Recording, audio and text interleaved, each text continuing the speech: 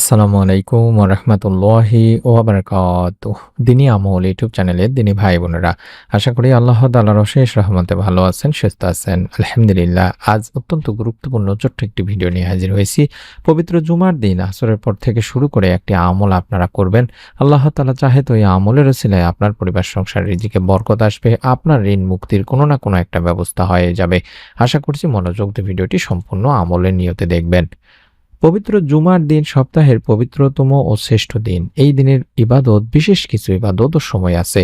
বিশেষ সময়গুলোতে ইবাদত করলেও আল্লাহ তাআলার কাছে কিছু চাইলে মহান আল্লাহ তার দোয়া কবুল করেন, তার চাওয়া পূরণ করেন, বান্দাকে বিশেষ অনুগ্রহ ভূষিতও করেন। হাদিসে পবিত্র জুমার দিন বিভিন্ন সময় দোয়া কবুলের কথা বলা হয়েছে, তবে জুমার দিন আসরের পর দোয়া কবুল হওয়ার কথা বিশেষভাবে উল্লেখ করা হয়েছে। তিনি ভাই বোনেরা, হাদিসটি আবু হুরায়রা রাদিয়াল্লাহু তাআলা আনহু থেকে বর্ণনা করা, যেখানে আল্লাহ রাসূল সাল্লাল্লাহু আলাইহি সাল্লাম বলেছেন, জুমার দিনে এমন একটি সময় আছে যে সময়টা যদি কোনো মুসলিম নামাজ আদায়রত অবস্থায় থাকে এবং আল্লাহ তাআলার কাছে কিছু চায়, আল্লাহ অবশ্যই তার সে চাহিদা বা দোয়া কবুল করবেন। এবং এরপর রাসূল সাল্লাল্লাহু আলাইহি সাল্লাম তার হাত দিয়ে ইশারা করে সেই সময়টির সংক্ষিপ্ততার ইঙ্গিত দেন। এটি বুখারী শরীফের সহিহ হাদিস। এছাড়াও আব্দুল্লাহ ইবনে সালাম রাদিয়াল্লাহু তাআলা আনহু বর্ণনা করেন যে শুক্রবারে আসরের পর থেকে সূর্যাস্ত পর্যন্ত দোয়া কবুল হয়। এবং বিখ্যাত সিরাত গ্রন্থ জাদুল মাওয়াদেও এটি বর্ণিত আছে যে জুমার দিন আসরের নামাজ আদায়ের পর দোয়া কবুল হয়। এবং ইমাম আহমদ রহমতুল্লাহি আলাইহি আসরের নামাজের পর বিশেষভাবে দোয়া কবুল হওয়ার কথা বলেছেন। আসরের শেষ সময় বলতে আমাদেরকে জেনে রাখতে হবে যে সূর্য ডোবার আগ মুহূর্তকে বোঝানো হয়েছে। জাবের ইবনে আব্দুল্লাহ রাদিয়াল্লাহু তাআলা আনহু থেকে বর্ণিত হাদিসটিতে আল্লাহ রাসূল সাল্লাল্লাহু আলাইহি সাল্লাম বলেন, পবিত্র জুমার দিনে 12 ঘন্টার মধ্যে এমন একটি মুহূর্ত রয়েছে, যদি কোনো মুসলিম এই সময় আল্লাহ তাআলার কাছে কিছু প্রার্থনা করে, তাহলে মহান ও সর্বশক্তিমান আল্লাহ তাকে তা দান করেন। এই মুহূর্তটি তোমরা আসরের শেষ সময় অনুসন্ধান করো। তাই আমরা আসর থেকে শুরু করে মাগরিব পর্যন্ত আমলটি করার চেষ্টা করব, অথবা আপনি চাইলে রাতে কিংবা যে কোনো সময় আমলটি করতে পারবেন। তবে চেষ্টা করবেন যে সময়গুলোতে দোয়া কবুল হয়, বিশেষ করে আসরের পর থেকে শুরু করে মাগরিব পর্যন্ত, ফজরের নামাজের পর থেকে সূর্য ওঠা আগ পর্যন্ত। এই সময়গুলোতে আল্লাহ তাআলা দোয়া কবুল করে থাকেন। এই সময় আল্লাহ তাআলার কাছে আপনি আপনার পরিবার সংসার রিজিকে বরকত চাইবেন।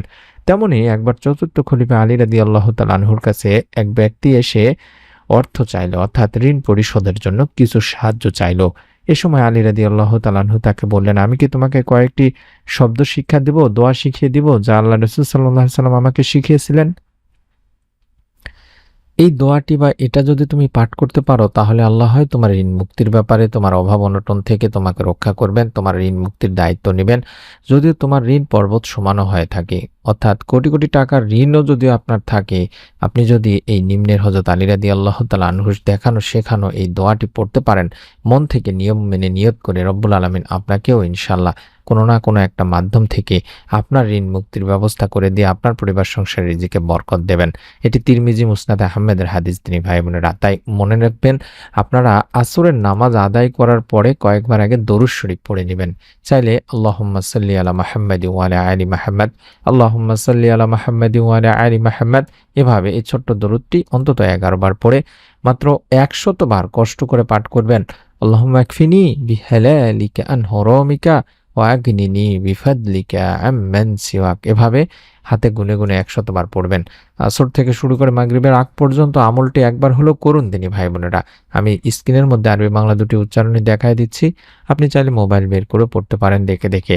আল্লাহুম্মা আকফিনি বিহালালিকা আন হারামিকা ওয়া আগনিনি বিফাদলিকা আম্মান সিওয়াক, এভাবে কয়েকটা মিনিট সময় দিলে আপনি হাতে গুনে গুনে 100 বার পড়ে দুখানা হাত তুলে আল্লাহকে বলবেন যে, হে আল্লাহ, হারামের পরিবর্তে তোমার হালাল রুজি তুমি আমার জন্য যথেষ্ট করে দাও, আর তোমাকে ছাড়া অন্য কারোরই মুখাপেক্ষী করো না, এবং তোমার নিজের অনুগ্রহ থেকে তুমি আমাকে সচ্ছলতা দান করো, রিজিকে বরকত দান করো, অভাব অনটন দূর করো, পরিবার সংসার থেকে ঋণ মুক্তির ব্যবস্থা করে দাও।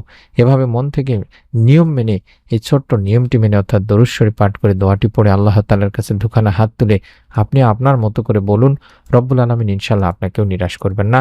আজ পবিত্র জুমার দিনের ওসিলায় আপনি মন থেকে যে দোয়াটি আমল করলেন, আল্লাহ তাআলা এই আমলের ওসিলায় আপনার মনের নিখাশা পূরণ করে আপনার পরিবার সংসারের রিজিকে বরকত দেবেনই দেবেন ইনশাআল্লাহ। অন্তত ভিডিওটিতে আমিন লিখে নিয়ত করে কমেন্ট করে আমিন লিখে নিয়ত করার মাধ্যমে আমলটি করবেন, অর্থাৎ আমলটি করার আগে নিয়ত করে নেবেন এবং আপনার নিকট আত্মীয়স্বজনদের কাছেও ভিডিওটি শেয়ার করে দেবেন যাতে আপনার ওসিলায় তারা হয় আমলটি সম্পর্কে জানতে পারেন। দিনী আমলের নতুন ভিডিও পাওয়ার জন্য অনুরোধ করব এই ভিডিওটির নিচে সাবস্ক্রাইব লেখা বাটনটিতে চাপ দিয়ে রাখার জন্য। ইনশাআল্লাহ অটোমেটিকভাবে নতুন ভিডিও পেয়ে যাবেন, দেখতে পাবেন। আমরাও দোয়া করি মন থেকে। আপনারা কমেন্ট সেকশনে দোয়া চান, ইনশাআল্লাহ প্রত্যেকের জন্য দোয়া করা হবে। আল্লাহ তাআলা যেন আপনাদের মনের নেক আশা পূরণ করেন, পরিবার সংসার রিজিকে বরকত দান করেন। আমিন। আসসালামু আলাইকুম ওয়া রাহমাতুল্লাহ।